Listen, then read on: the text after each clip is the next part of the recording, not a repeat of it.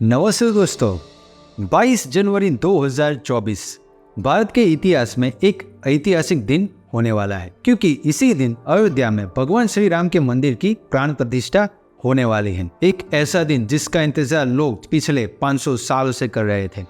एक ऐसा दिन जिसका इंतजार करते हुए न जाने कितनी पीढ़ियां और न जाने कितने लोगों ने अपनी जान गंवाई थी। आप जरा सोच कर देखिए कि 16वीं और 18वीं सदी में भी ऐसे लोग थे जिनको राम मंदिर देखना था। 150 साल पहले भी राम मंदिर की लड़ाई में न जाने कितने लोगों ने अपनी जान गंवाई थी और न जाने कितने लोगों ने कोर्ट कचहरी के चक्कर लगाए और अपनी जिंदगी के कई साल बिता दिए। आज वो लोग इस दुनिया में नहीं है, लेकिन हमें इस ऐतिहासिक घटना देखने का मौका मिला। दोस्तों, इस राम मंदिर के स्पेशल वीडियो में आज मैं आपको राम मंदिर के 500 साल के संघर्ष की कहानी सुनाने वाला हूँ। अगर आप एक सच में भगवान श्री राम के भक्त हैं, तो ये जानना आपके लिए बहुत जरूरी है। तो ही आपको पता चलेगा कि आखिरकार राम मंदिर के मायने क्या हैं।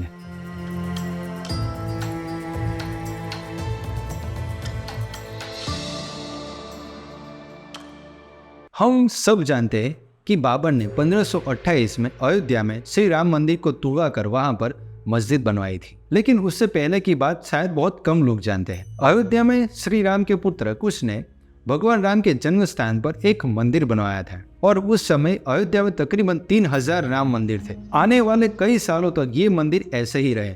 जब विक्रमादित्य राजा बने तो उन्होंने भी इन मंदिरों को रिनोवेट करवाया था। दोस्तों, साल आता है 1526। 21 अप्रैल 1526 को बाबर एंड इब्राहिम लोदी का सबसे पहला पानीपत का युद्ध होता है। उसके 2 साल बाद यानी कि 1528 में बाबर की सेना अयोध्या तक पहुंच जाती है और माना जाता है कि उसी समय बाबर ने अपने सेनापति मीर बागी को ऑर्डर्स दिए थे कि वो उस मंदिर को तोड़कर वहां पर मस्जिद बनवाए और इस मस्जिद को हम बाबरी मस्जिद के नाम से जानते थे। इसके बाद 150 साल यूं ही बीत जाते हैं और कोई भी हलचल नहीं होती। दोस्तों, ये दौर भारत का ऐसा दौर था जब मुगल शासन की जड़ें बहुत ज्यादा गहरी थी। फिर साल 1717 में जयपुर के राजा जय सिंह ने कोशिश की कि मस्जिद के आसपास की जमीन वो खरीद ले, क्योंकि जय सिंह के रिलेशंस मुगल के साथ काफी अच्छे थे, तो उनको थोड़ी बहुत जमीन भी मिल गई। तो उन्होंने मस्जिद के थोड़े दूर एक राम चबूतरा बनवाया जहाँ पर हिंदू लोग वहां पर पूजा कर पाए। दोस्तों, यहाँ पर गौर करने की चीज ये है कि जय सिंह ने जो जमीन खरीदी थी उसी डॉक्यूमेंट में सिर्फ बाबरी मस्जिद का जिक्र हुआ था। उससे पहले किसी भी डॉक्यूमेंट में बाबरी मस्जिद का जिक्र नहीं मिला था। यहाँ तक भी फॉरेन विजिटर ने भी बाबरी मस्जिद का जिक्र नहीं किया था। उन्होंने सिर्फ ऐसा जिक्र किया था कि यहाँ पर एक स्कल्पचर था और एक हाउस था जहाँ पर एक मंदिर भी पाया जाता था। दोस्तों, बाबरी मस्जिद किसने बनाई उस पर एक अलग से वीडियो भी बन सकता है, तो मैं ट्राई करूंगा कि उसका एक अलग वीडियो बनाऊं। फ्रांस के मिशनरी जोसेफ थिया फेथलर ने 1766 एंड 1771 में अयोध्या को विजिट किया। उन्होंने लिखा था कि यहाँ पर एक स्कल्पचर एंड एक हाउस था, उसे गिरवा कर उस पर एक मस्जिद बनवा दी गई थी। दोस्तों, दूसरी इंपॉर्टेंट बात यह है कि मुस्लिम लोगों के लिए उस वक्त तक ये मस्जिद इतनी ज्यादा इंपॉर्टेंट थी ही नहीं। वहाँ पर मुस्लिम लोग नमाज अदा करने के लिए जाते ही नहीं थे। दूसरी ओर राम जी के हजारों मंदिर थे अयोध्या में, लेकिन हिंदू लोगों को ये देखा नहीं जा रहा था कि भगवान राम के जन्म स्थान पर एक मस्जिद थी। 1813 में एक हिंदू संगठन ने यह दावा किया कि बाबर ने ही मंदिर को तोड़ा था और वहाँ पर मस्जिद बनवाई थी। माना जाता ये भी है कि फैजाबाद के अंग्रेज अधिकारियों ने मस्जिद में से हिंदू मंदिर जैसी कलाकृतियों के मिलने का जिक्र अपनी रिपोर्ट में किया था। पूर्व IPS अधिकारी किशोर कुणाल ने अपनी बुक अयोध्या रिविजिटेड में भी इस वाक्य का जिक्र किया था। उसके बाद 1938 में ब्रिटिश सर्वेयर मॉन्टेगोमरी मार्टिन ने अपनी रिपोर्ट में यह दावा किया कि जो मस्जिद के जो पिलर्स है वही पिलर्स मंदिर से ही लिए गए हैं, यानी कि वहां पर मंदिर पहले से ही एग्जिस्ट करता था। इन रिपोर्ट्स के बाद ही मुस्लिम कम्युनिटी ने इस जगह को इम्पोर्टेंस देना चालू किया और वहां पर नमाज अदा करने लगे। उसके बाद 1953 में वाजिद अली शाह के समय वहां पर पहली बार हिंसा हुई। निर्मोही अखाड़ा के कुछ लोग वहां पर जाकर मस्जिद पर कब्जा किया और अपनी ओनरशिप का दावा किया। उसके 2 साल बाद ही सिविल एडमिनिस्ट्रेशन ने मस्जिद को 2 हिस्सों में डिवाइड कर दिया।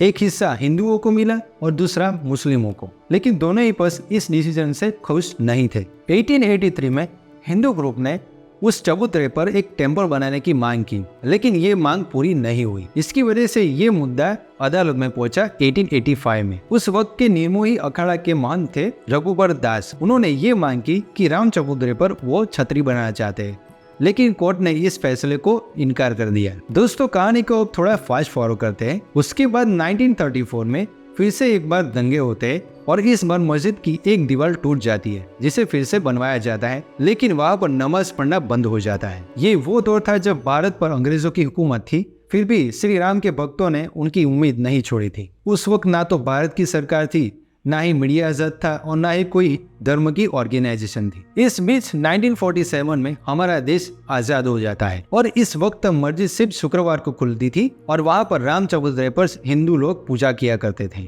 अब देश आजाद हो चुका था तो लोगों को ये लगा कि अब तो राम मंदिर बन ही जाएगा, लेकिन दोस्तों ऐसा कुछ नहीं हुआ। 1949 में एक सुबह मस्जिद में से घंटियों एंड पूजा की आवाजें आने लगी। वहां जाकर पता चला कि कुछ हिंदू कम्युनिटी के लोग वहां पर श्री राम की मूर्ति की पूजा कर रहे थे और उन्होंने ये दावा किया कि अचानक से श्री राम की मूर्ति वहां पर प्रकट हुई और वो वहां पूजा करने के लिए पहुंच चुके थे। लेकिन मुस्लिम कम्युनिटी के लोगों ने ये दावा किया कि रात के अंधेरे में राम जी की मूर्ति को वहां स्थापित किया गया था। दोस्तों ये न्यूज फैल जाने के बाद तकरीबन अयोध्या में लाखों एंड हजारों की संख्या में भीड़ आने लगी श्री राम की मूर्ति की दर्शन के लिए। यहाँ पर खतरा ये ज्यादा बढ़ चुका था कि यहाँ पर दंगे हो सकते थे, इसीलिए उस वक्त के पीएम नेहरू ने डिस्ट्रिक्ट मजिस्ट्रेट के नायर को ये ऑर्डर्स दिए कि उस मूर्ति को हटवाया जाए। लेकिन के नायर ने अपने हाथ खड़े कर दिए और सजेशन दिया कि वहाँ पर जालियां लगाई जाए, तो फिर ऐसा ही किया गया। उसके बाद 1950 में हिंदू महासभा के वकील गोपाल सिंह विशारद ने फैजाबाद की जिला कोर्ट में एक अर्जी दाखिल की कि हिंदू लोगों को राम मूर्ति की पूजा करने की परमिशन दी जाए। इसके बाद तकरीबन 35 साल तक हिंदू पक्ष एंड मुस्लिम पक्ष दोनों ही अपने अपने तरीके से उस जगह को अपना बताने लगे, लेकिन कोई भी जवाब निकल कर नहीं आया। फिर 1980 में जब बीजेपी सामने आई तब इस राम मंदिर के आंदोलन में चीजें बदलने लगी। ये वो वक्त था जब संघ, विश्व हिंदू परिषद एंड बीजेपी तीनों ही अपने तरीके से राम मंदिर के आंदोलन को तेज बनाने की कोशिश करने लगे थे। 1984 में ये लोग दिल्ली में इकट्ठा हुए और एक मीटिंग की और एक रथ यात्रा निकालने का प्लानिंग किया सीता अंग से अयोध्या तक। लेकिन उसी साल इंदिरा गांधी की हत्या हुई थी, इसीलिए इस आइडिया को रिजेक्ट किया गया। दोस्तों आपको शाहबानू केस याद ही होगा, जब सुप्रीम कोर्ट ने ये ऑर्डर दिया था शाहबानू के पति को कि उसको गुजारा भत्ता अपनी पत्नी को देना होगा। इस ऑर्डर की वजह से मुस्लिम कम्युनिटी काफी ज्यादा नाराज थी।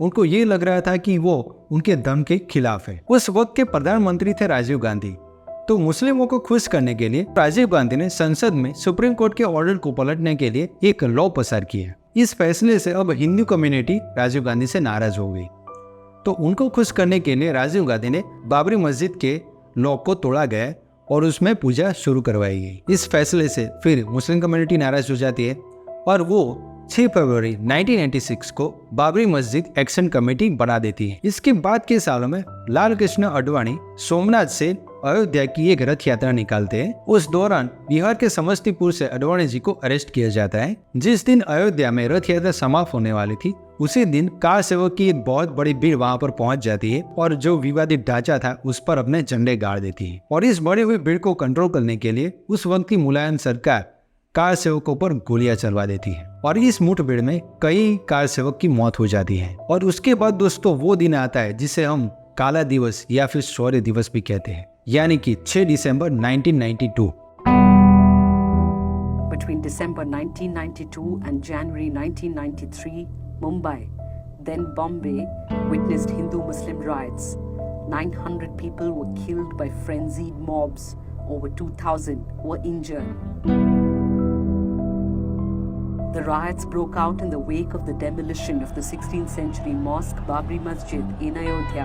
The riots were followed by a series of coordinated bomb blasts in March 1993. तकरीबन 2 लाख जितने कार सेवक अयोध्या के उस विवादित ढांचे पर पहुंच जाते हैं। उस वक्त के यूपी के सीएम थे कल्याण सिंह एंड प्रधानमंत्री थे पीवी नरसिम्हा राव। कल्याण सिंह ने कोर्ट को भरोसा दिया था कि वो विवादित ढांचे को कुछ नहीं होने देंगे और ये तक दावा किया था कि कार सेवकों पर पुलिस फायरिंग नहीं करेंगे। लेकिन दोस्तों जो होना था वही हुआ। 6 दिसंबर 1992 की दोपहर को तकरीबन 1:50 पर पहले गुंबद को गिराया गया।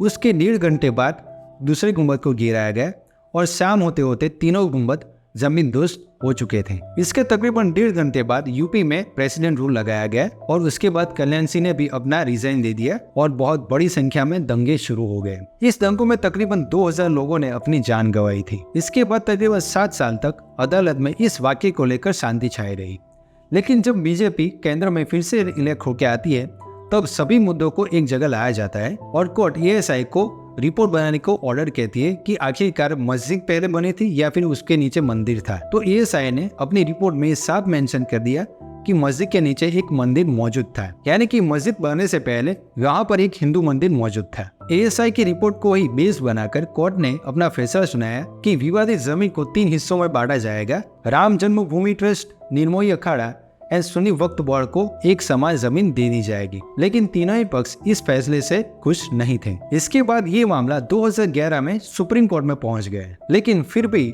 7 साल तक इस पर कोई सुनवाई नहीं हुई। एक मीडिएशन पैनल बनाकर मामले को हल करने की कोशिश की गई, लेकिन जब इससे भी कोई फैसला नहीं हुआ तब 2019 में तीनों ही पक्ष को सुना और अपनी कार्यवाही पूरी की और उसी साल में सुप्रीम कोर्ट ने अपना फैसला सुनाया। 9 नवंबर 2019 को सुप्रीम कोर्ट ने अपना फैसला सुनाते हुए कहा कि जो भी विवादित जमीन है वो सभी जमीन राम जन्मभूमि को दे दी जाएगी और तकरीबन 492 साल बाद हिंदू पक्ष की जीत होती है। दोस्तों, मैं जानता हूँ कि ये कहानी बहुत लंबी थी, आपको शायद ये भी लगा होगा कि चले इसे बीच में छोड़कर चले जाते हैं, लेकिन मैंने अपने तरीके से ट्राई किया है कि इसे छोटे से छोटा रखूं। दोस्तों, इस वीडियो का सिर्फ एक ही पर्पस था कि आखिरकार राम मंदिर के पीछे कितना बड़ा संघर्ष है और सच्चाई की लड़ाई कोई साल या 2 साल या फिर पीढ़ी तक नहीं चलती, तकरीबन सैकड़ों साल भी चल सकती है। वरना कितने लोगों को पता होगा कि आज हम जिस मंदिर को लेकर इतना ज्यादा खुश है, उस मंदिर को लेकर 250 साल पहले राजा जयसिंह भी बहुत परेशान थे और तकरीबन 150 साल पहले इस मंदिर को लेकर